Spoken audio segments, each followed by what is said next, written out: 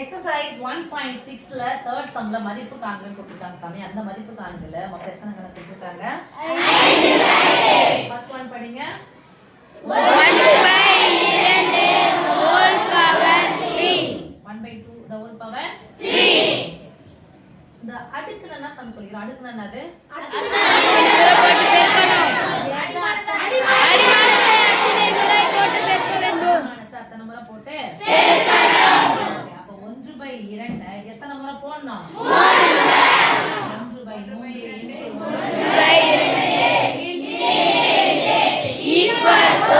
நடுவுல பெருக்கல் மேலே மீறி கேன்சல் குறுக்கு கேன்சல் பண்ண முடியாது. நேரா பிரிக்கலாம். ஓரனொன்னு ஓரனொன்னா 2 4 ஆன்சர் என்ன சாமி? 1/8.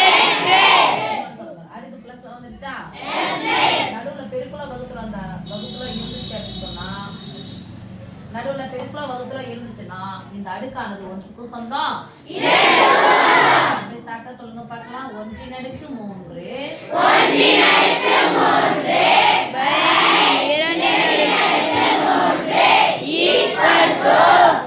எத்தனை முறை போட்டு பெருக்கினாலும் 1 கியூபா?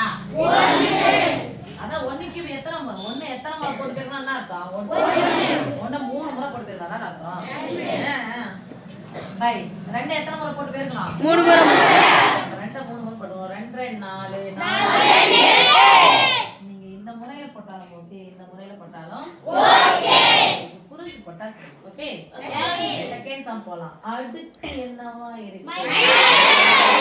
அடுக்கு மைனஸா இருந்தா அடிமானத்தை தலைகீழா போலாம். 1/2 இன் தலைகீழி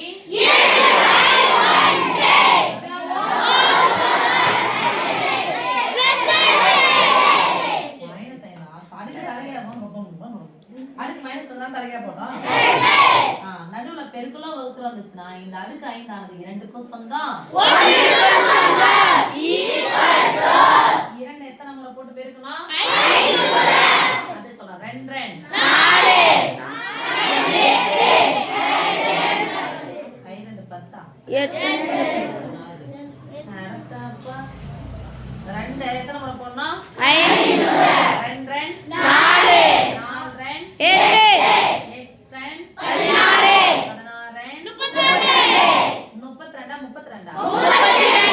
யாரெல்லாம் 32 சொல்லலாம்? அவங்கள 3 புடிச்சு 100 நான் சொல்றீங்க. 32 பை 1 5 முறை போட்டு பெருக்கினா என்னதான்? 1 எந்த ஒரு எண்ணையும் 1 ஆல வகுத்தா ஈக்குவல் டு 32 அடுக்கு.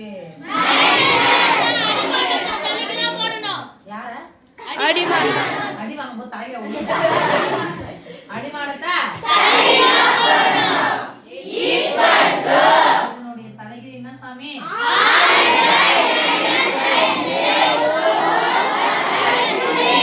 பவர் +3 சொல்லி பழகுங்க. -3 எப்படி மைனஸ் சொல்லிடுவாங்க, +3 சொல்லி பழகுங்க. சரியா? இப்போ நடுவுல பெருக்குல ஒருத்தர் வந்துச்சுன்னா அந்த அடுக்கானது 6க்கு சொந்தம். 6 எத்தனை முறை போட்டு பெருக்கணும்? 3 முறை.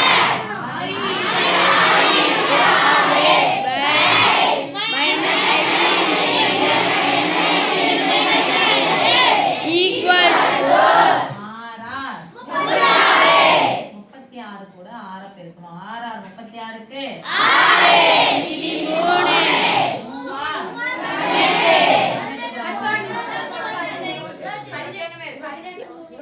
21 மேல்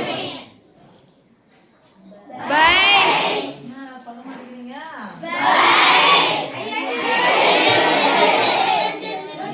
25 எவ்வளோ? 5 ரூபாய் சேர்த்தா எவ்வளோ? 125. இங்க பாருங்க, ரெட்டப்பட மைனஸ் பிளஸ் கூட மைனஸ் எத்தனை தான் வரும்? அப்போ ஒற்றைப்படை மைனஸ் பெருக்கினா என்னது? மைனஸ். பகுதியில வந்தாலும் தொகுதியில வந்தாலும் மைனஸ் எங்க போட்டுக்கலாம்? நடுவுல போட்டாச்சு. அப்ப ஆன்சர் என்ன சொல்லுங்க?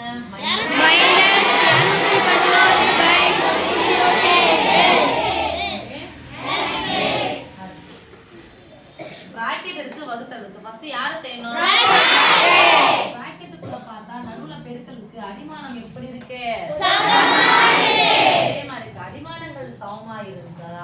பெருக்கல் வந்துச்சுன்னா கூட்டிக்கலாம் போய் பார்த்தா ஒரு மைனஸ் இருக்கு. அப்ப ஒரு மைனஸ் இருந்தா 7ல இருந்து 5 கழிச்சா அடிமானம் என்னது பொதுவா போட்டா 2 நடுக்குன்னா 2 இங்க என்ன இருக்கு அடுக்கு எப்படி இருக்கு மைனஸ் ஆந்தா இரண்டினுடைய தலைகீழ் என்னது 1/2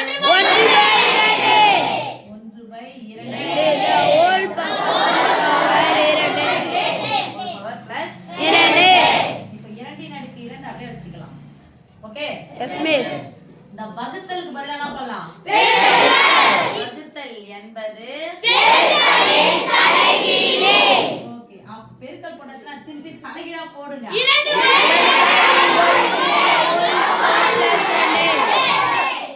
போட்டுக்கலாமா 2/2 அப்படியே வச்சுக்கோங்க. இன்ட்டு இந்த நடுவுல பெருக்கலோ வகுத்தலோ வந்துச்சுன்னா அந்த ஸ்கொயர் ஆனது 2க்கும் சொந்தம் 2 1ஆல வகுத்தா 2 தானே கிடைக்கும். 2/2 2 2 எவ்வளோ 2 ஸ்கொயர் எவ்வளோ 4 எவ்வளோ அவ்வளவுதான் முடிஞ்சிச்சு. ஓகே இப்ப பாக்குறோம் பிராக்கெட் இருக்கு வகுத்தல் இருக்கு. ஃபர்ஸ்ட் யார பிராக்கெட்டுக்குள்ள போய் பார்த்தா அடிமானம் எப்படி இருக்கு அடுக்க பாருங்க ஒரே மாதிரி இருந்தா என்னவா இருக்கு அடுக்கு மைனஸ் இருந்தா என்ன பண்ணோம் அப்ப இரண்டினுடைய தலைகீழ் என்னது அடுக்கு பிளஸ் 1 அடுக்கு மைனஸ் இருக்கு தலைகீழா போடுங்க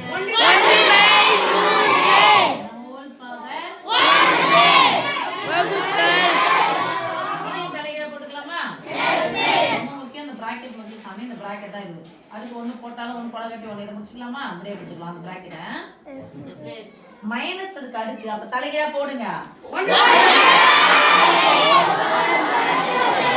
இங்க 1 இருக்கு ஒண்ணு போட்டாலும் ஒண்ணு கொலை கட்டி ஒண்ணு சொன்னா போடாத விட்டுட்டோம். இங்க 2 இருக்குன்னா கண்டிப்பா மைனஸ் 2 தலைகீழா போடணும் மாறிடும். இப்ப பாருங்க நடுவுல என்னது குறுக்கு கேன்சல் பண்ண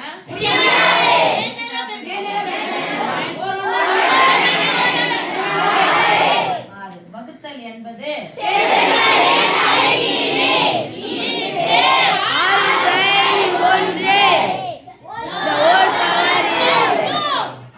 1ஆல வகுத்தா என்ன கிடைக்கும் 1 தான் கிடைக்குமா 1/6 6 1ஆல வகுத்தா 6 தான் கிடைக்கும். 6 நடுக்கு 2 நடுவுல குறுக்க பாருங்க அடுக்கு 2 இருக்கு அடுக்கு 1 அடிமானங்கள் ஒரே மாதிரி இருந்து நடுவுல வகுத்தல் வந்துச்சுன்னா அடுக்குகளை என்ன பண்ணிக்கணும் பிரிச்சுக்கணும். கேன்சல் தானே பண்ண போறோம். 6 என்னன்னு போட்டு 36 போட்டுக்கிறீங்களா